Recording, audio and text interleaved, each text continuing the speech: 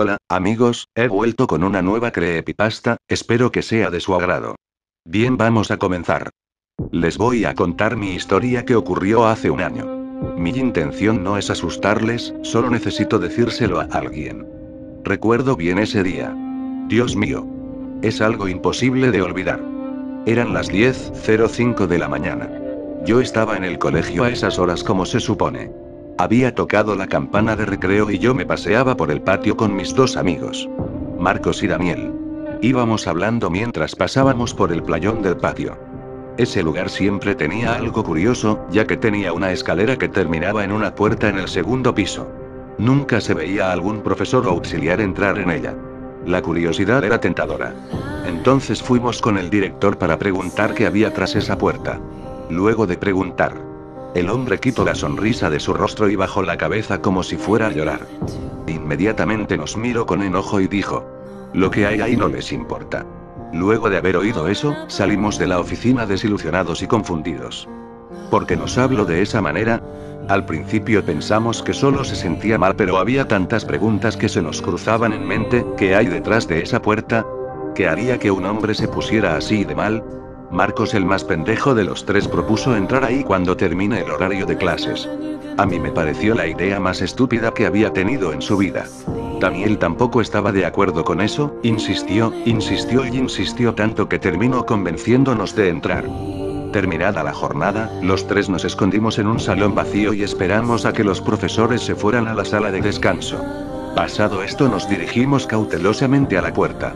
La puerta no estaba cerrada con llave, pero desafortunadamente estaba atorada debido al paso de los años. Marcos y yo empujamos la puerta lo más fuerte que pudimos hasta que se abrió, dejando salir mucha tierra y humedad. La oscuridad invadía todo ese cuarto y había un olor desagradable. Tomamos unas linternas de la mochila que traíamos y una vez preparados entramos. Como Daniel era medio miedoso, le dijimos que detuviera la puerta por nosotros. Empezamos a caminar por el cuarto. El lugar era muy húmedo y el aire muy pesado. Parecía que nadie había entrado ahí en años. En eso, con el rayo de mi linterna alumbré al piso y vi una mancha roja. Miré detenidamente y si era eso, ¿qué más podía ser? Sangre. Era un charco de sangre ya seco. Nos asustamos un poco ya que no era lo que esperábamos. De uno de los lados del charco salía un rastro de más sangre, como si hubieran arrastrado un cuerpo. Seguí el rastro con la linterna y terminé en una esquina del cuarto. En ese momento vi algo extraño. Parecía ser una mano. Antes de poder seguir alumbrando, nos asustó un golpe fuerte detrás nuestro. Nos dimos vuelta rápidamente y ahí fue cuando la cosa se puso fea. La puerta estaba cerrada. Pensamos que Daniel estaba gastándonos una broma, pero no fue así. Intentamos abrir la puerta pero no tenía caso, estaba atrancada como antes de que la abriéramos. Empezamos a tener mucho miedo, pero sabíamos que teníamos que estar calmados. Llamamos a Daniel pero no respondía. En un momento pensamos que tal vez nos dejó encerrados a propósito y se fue, pero Daniel era un buen amigo y jamás haría eso. En eso, volví a apuntar con mi linterna al rastro de sangre y jamás olvidaré lo que vi cuando el rayo de mi linterna dio con la esquina del cuarto. Parecía ser un niño sentado en posición fetal e inmóvil. Marcos estaba a punto de gritar, pero le tapé la boca con mi mano mientras observaba al niño. Estaba sentado mirando hacia la pared. Fue entonces cuando empezó a voltear. Estábamos desesperados y no estábamos preparados para lo que iba a pasar. Cuando se volteó, definitivamente su rostro era todo pálido, tenía cortes horribles por toda la cara y sus ojos eran negros. Se nos quedó mirando por un instante y entonces repentinamente dio un grito horrible que terminó por aturdirnos. Cuando logramos recuperarnos, volví a apuntar mi linterna a él, pero ya no estaba ahí. Cuando bajamos la guardia, algo me golpeó por atrás dejándome inconsciente. Recuerdo bien que desperté en medio de la oscuridad. Ese olor me decía que aún seguía en ese horrible cuarto. Empecé a buscar mi linterna desesperadamente. Mientras buscaba, con mis manos toqué algo, parecía un cuerpo. Mis manos se mojaron en algo, lo cual pude deducir como sangre. Fue ahí entonces cuando algo me tocó en el hombro, salté del susto. Un rayo de linterna alumbró mi cara. Afortunadamente era Marcos, me ayudó a levantarme. Cuando pasó el rayo de su linterna en el piso, pude ver lo que yo estaba tocando. Era Daniel, estaba muerto. Tenía todo su estómago destrozado con sus vísceras afuera. Marcos dijo que debíamos salir y rápido. Empezamos a movernos con cuidado, pero fue en vano. Esa cosa volvió a gritar esta vez más fuerte y se apareció frente a nosotros, sus ropas estaban todas desgarradas y estaba muy delgado, casi esquelético. Intentamos evadirlo pero se movía a una velocidad sobrenatural. Era imposible de creer.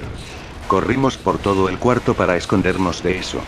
Después de unos minutos parecía que ya no estaba. No sentimos gritos ni nada por el estilo.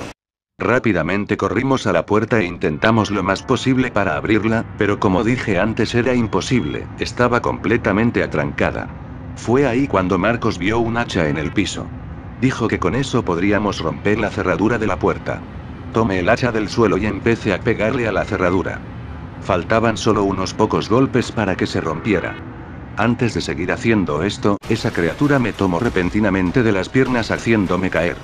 Esa cosa me arrastraba cada vez más hacia mi muerte, pude ver en sus ojos ennegrecidos ese odio que tenía acumulado. Rápidamente un hachazo se impactó en la espalda de esa cosa. Me soltó y pude ver que Marcos lo tenía retenido. Sacó el hacha de la espalda de la criatura y me la lanzó para que abriera la puerta. Mientras golpeaba la cerradura esa cosa se retorcía de dolor en el suelo. Marcos sin darse cuenta, la criatura se repuso y le tomó de las piernas. Empezó a arrastrarle hacia la oscuridad. Intenté salvarle. Pero él me decía que lo dejara y que me fuera. Me despedí tristemente de mi amigo y golpeé la puerta una vez más. La cerradura se rompió y la puerta se abrió. Desesperadamente salí afuera. Pude ver cómo la criatura venía a por mí, pero antes de que pudiera hacer algo cerré la puerta. Afortunadamente a mi lado había una soga, metí un extremo de la soga en el hueco donde estaba la cerradura y até el otro extremo al barrote de la escalera ya que la puerta se abría para adentro. Después de eso bajé al playón de nuevo y me dejé caer en el piso por el cansancio y el shock. Desperté sentado en una silla. Estaba en la oficina del director, él me estaba mirando fijamente de forma molesta, fue ahí cuando le pregunté qué es lo que había encerrado ahí. Él me sirvió un vaso de agua y empezó a contarme. Me dijo que lo que está ahí adentro era su hijo llamado Ben. Yo me quedé sorprendido. Me dijo que su hijo tenía serios problemas tanto mentales como de salud, era un niño incontrolable, odiaba todo el que se le acercara. Contó que él mismo mató a su propia madre con un picahielo. El hombre había quedado destrozado sabiendo que su propio hijo mató a su madre. Decidió encerrarlo en lo que antes era el cuarto de calderas, desde entonces lo alimentaba todos los días y nunca dejó que viera la luz del día otra vez. Yo le pregunté por qué no lo llevó a un hospital mental. Me dijo que ya lo había hecho pero siempre encontraba la manera de escaparse o herir a los demás pacientes. Necesitaba un lugar donde pudiera contenerle siempre. Dicho esto me pregunto si había entrado con alguien más. Yo no quería decir nada sobre eso, solo quería olvidarlo. Así que dije que entré solo. Unos días después yo me cambié de escuela, no podía vivir con esa cosa cerca jamás. Al cabo de unas semanas de este suceso me enteré de que el director de mi vieja escuela había desaparecido. Jamás encontraron al director, pero tal vez yo sepa lo que le pasó. Hoy en día sigo pensando que tal vez, solo tal vez, Marcos aún siga con vida dentro de ese cuarto.